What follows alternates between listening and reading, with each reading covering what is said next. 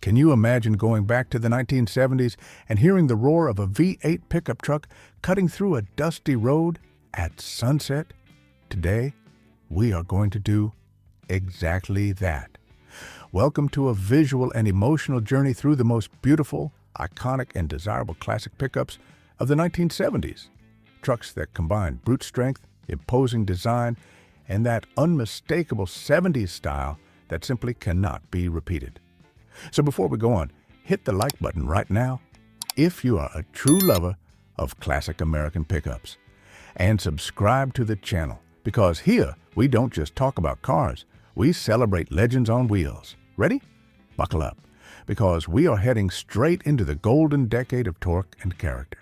1979, Ford F-100 Ranger XLT.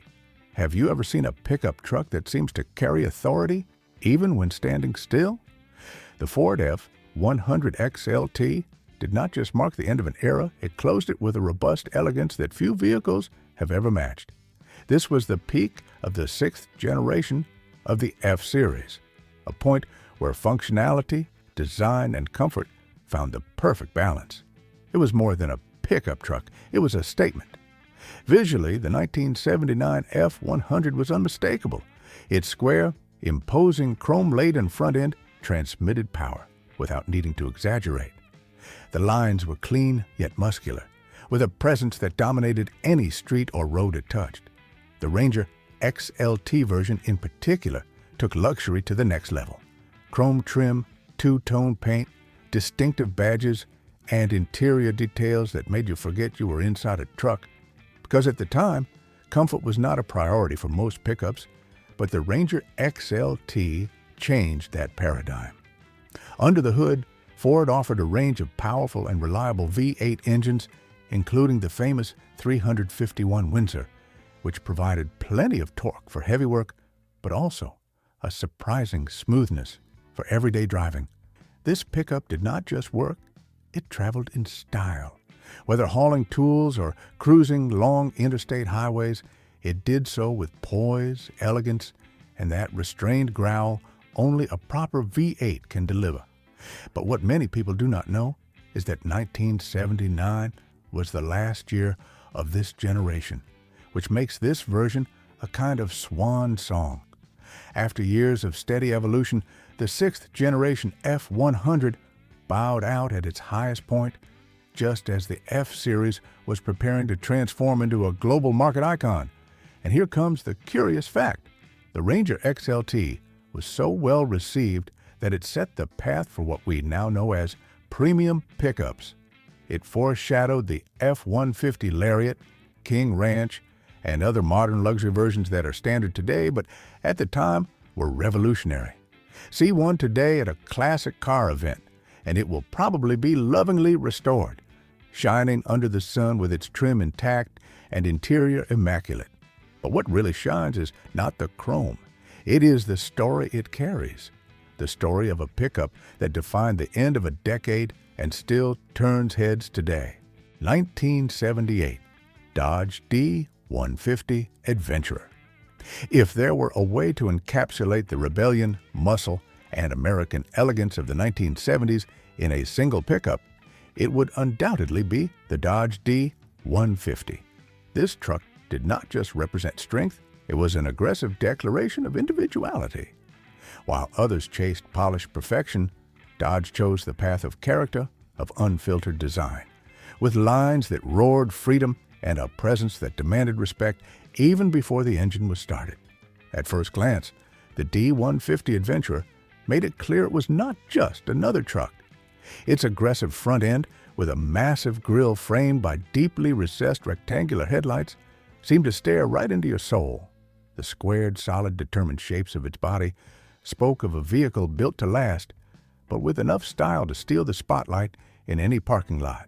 And if there was one thing that truly set it apart, it was the legendary Utiline bed, that cargo box with external fenders so characteristic of the most classic models.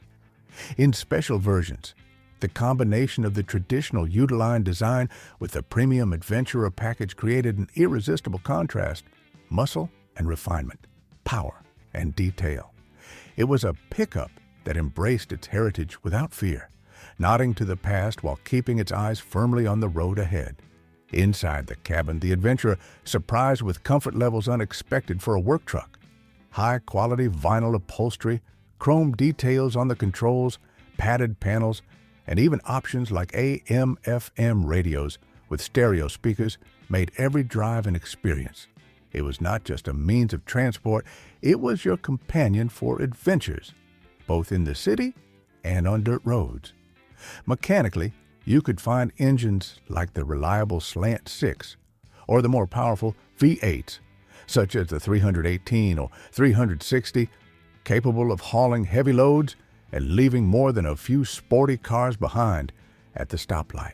It was the kind of truck that did not need to shout to be noticed. Its growl said it all.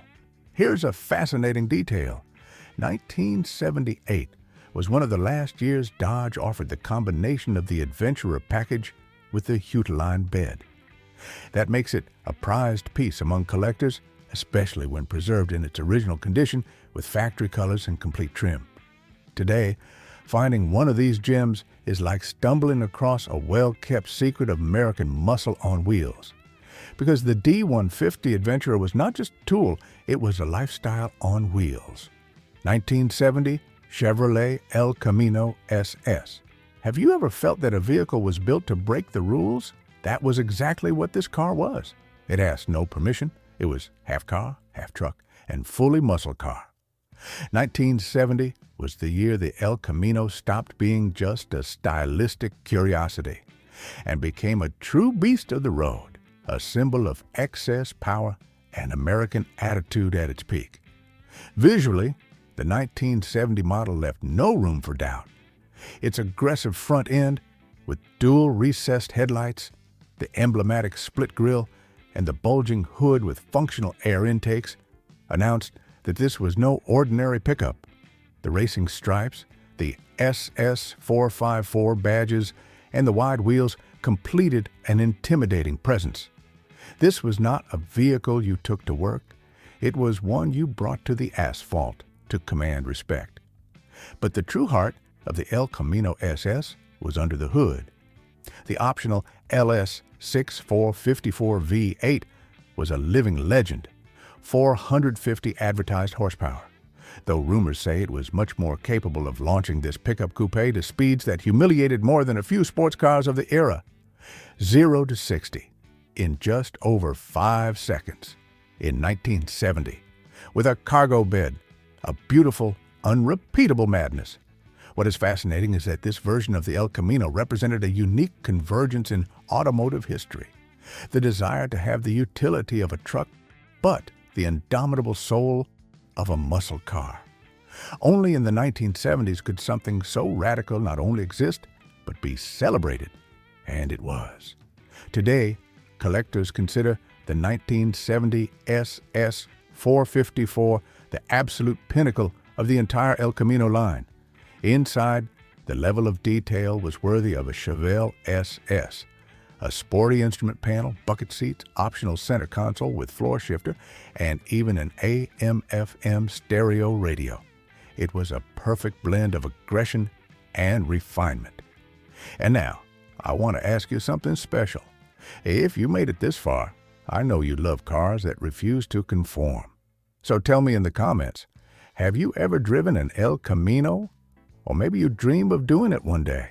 If you had one, would it be this SS454, or would you choose another version? Share your story, your dream, your memory. 'Cause here, we do not just talk about cars, we talk about emotions. 1975, GMC Sierra Grande. On the roads of the 1970s, where pickups were beginning to find their place not only as work tools, but also as symbols of status and style, one appeared that balanced the robustness of American muscle with an unexpected elegance, a name that may not sound as loud as other icons of the era, but all it takes is seeing a well-preserved example to understand why it is considered by many to be one of the most refined of its generation. It shared its platform with its famous cousin, the Chevrolet C10, but the Sierra Grande did not want to be just a copy. GMC knew exactly who it was targeting, drivers who wanted all the strength of a full-size pickup, but with a level of comfort and finish that bordered on luxury. Even from the name Grande, it was clear this truck came fully loaded. Visually, it offered a solid, imposing presence. The multi-bar chrome grille, the dual recessed headlights, and the carefully drawn sideline gave it a serious, almost executive look. But it was not just about appearance. The Sierra Grande model came with unique details, exclusive emblems, two-tone paint, upgraded upholstery, and a quieter cabin with extra sound insulation, something uncommon in pickups of its time. Inside, you found a space that did not feel made for hauling wood or tools, but for traveling in comfort. And of course, under the hood, this beauty did not fall short. It offered multiple V8 engine options, including the mighty 454 7.4-liter big block, ideal for towing, hauling, or simply enjoying the deep rumble of an authentic American powerhouse. This engine, paired with the turbo-hydromatic automatic transmission, provided a smooth ride, but with enough strength for any task. What is most fascinating about the Sierra Grande is how GMC achieved something many people did not know they wanted: a pickup you could take to the fields and also to a fancy dinner. It was versatile, powerful, comfortable, and stylish. And although today it does not have the media fame of its Chevrolet counterpart, for true enthusiasts, it represents the best of both worlds. 1970 to 1971, Ford Ranchero GT. In the 1970s, Ford decided that heavy work did not have to be at odds with style. And so a beast on wheels was born, the Ranchero GT. A pickup that did not just break the mold, it redesigned it from the ground up. It took the best of the Torino GT, its aggressive design, its muscle car spirit, and fused it with the practical utility of a truck. The result was a hybrid creature, fast, elegant, and brutal at the same time. When you see it from the front, you understand everything.